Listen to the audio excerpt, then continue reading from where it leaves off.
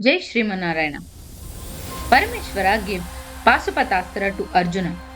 He returned the mighty bow Gandiva, which he absorbed into his body to Arjuna. He blessed the Pandava prince and left to his abode. It took Arjuna a while to realize what had happened with him. He couldn't believe that he actually saw the Mahadeva. He kept telling himself that he saw Mahadeva and had the greatest fortune of touching him. While he was still thinking about his meeting with Parameshwara, shining in green hues, the Lord of Water Varunadeva, along with the sea creatures, came to meet Arjuna. Shining as bright as gold, the god of wealth and the ruler of the Yakshas, Kubera, came on his plane and the Yakshas followed him. Then the Lord of Death, Yama too, came to see Arjuna along with the departed Pitrudevatas. Then Indra, along with his wife, followed by the Devaganas, arrived on his white elephant to see the invincible Pandava boy. Lord Yama was the first one to speak in a voice that sounded like thunder. Arjuna, I am giving you divine vision to look at us. You have proved that you are worthy to look at us, the Lokapalas. You were sage Nara in your past life who took birth as human on Brahma's command. You will defeat Bhishma, Drona, Karna, and many other Rakshasas who were born as kings in the world. You will defeat Daityas called Nivatakavachas. Arjuna, along with Sri Mahavishnu, you need to free earth of the Rakshasas who took birth as humans.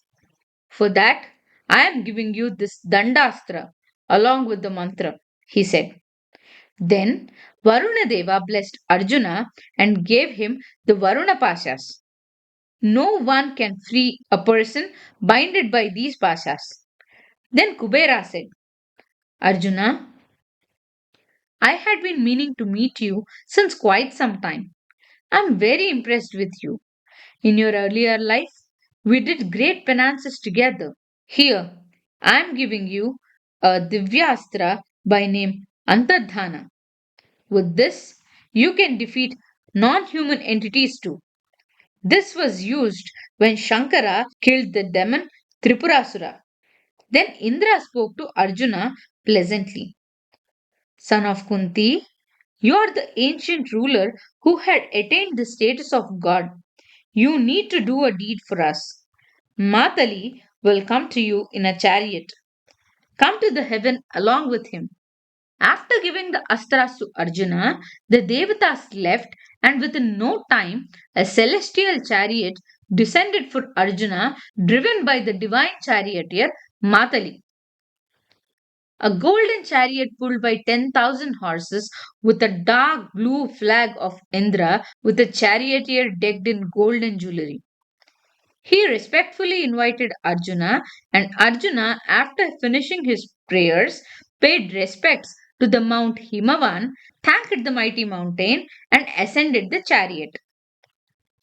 On the chariot, Arjuna crossed the worlds within human reach and flew upwards to the space where there is no sun or moon or fire emitting light, but only the Devatas, Yakshas, sages, warriors shining with their divine glow appearing as stars.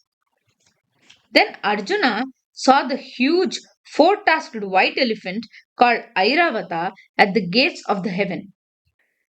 He entered the celestial city of Amaravati, which is not accessible or even visible to the evil minded people, drunkards, meat eaters, and cruel creatures.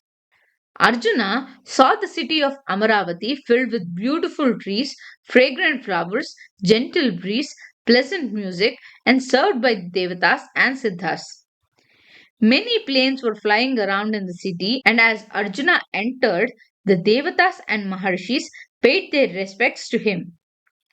Arjuna descended the chariot upon seeing his father, Devendra, who wore a golden crown and was prayed to by the Devatas. Arjuna walked up to Devendra and touched Indra's feet with his forehead. Devendra hugged Arjuna dearly and held his hand and walked him up to the throne and made Arjuna sit on his throne next to him. Indra fondly caressed Arjuna's face and held Arjuna's hands affectionately.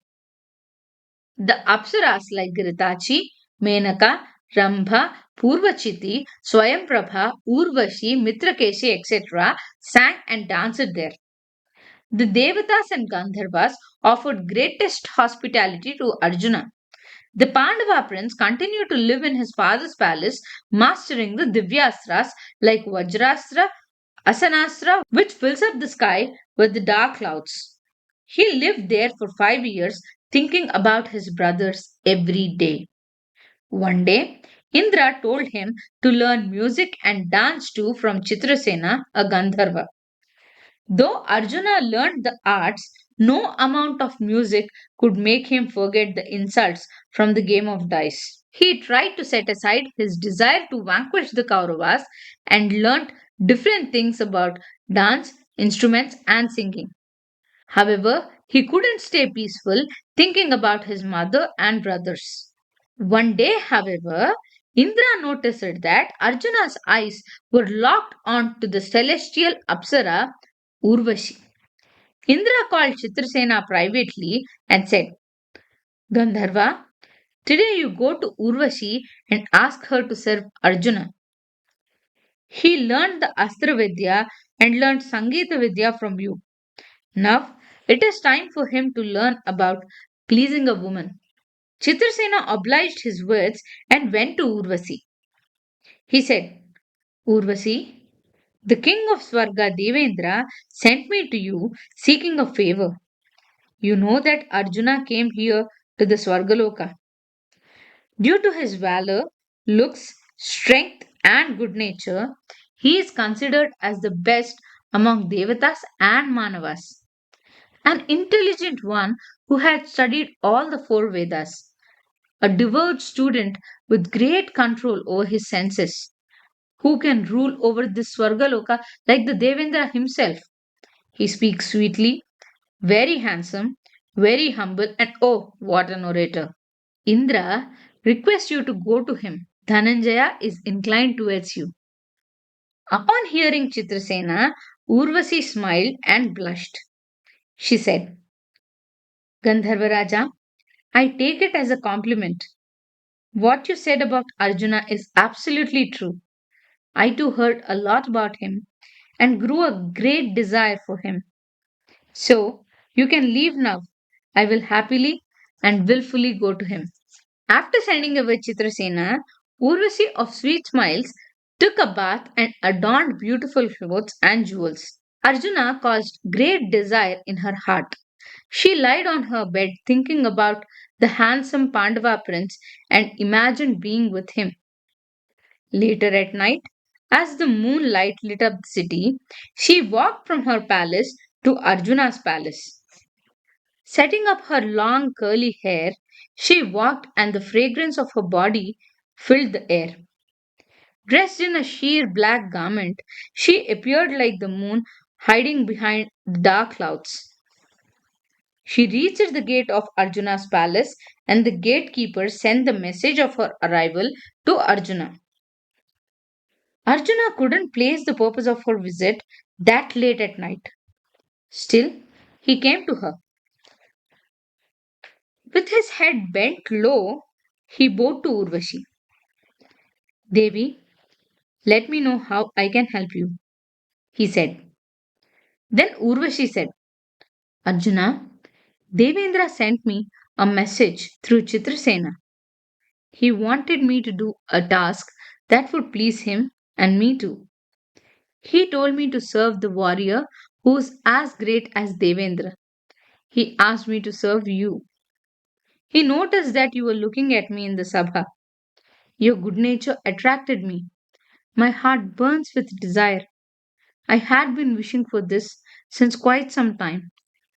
Arjuna closed his ears and gasped, Devi, it is hurtful to hear such words from you. I respect you as a mother. You are no different to me than my mother Kunti or Madri or Indra's wife Sachi Devi. Yes, I was looking at you in the sabha. That's because you were the one who gave birth to our forefathers through Pururava. You are a motherly figure to me. I was looking at you out of respect, but not out of desire. You too must not consider me otherwise. Then Urvashi said, Indraputra, the relations applicable to the human world do not apply to us. It is not fair to consider me as a mother.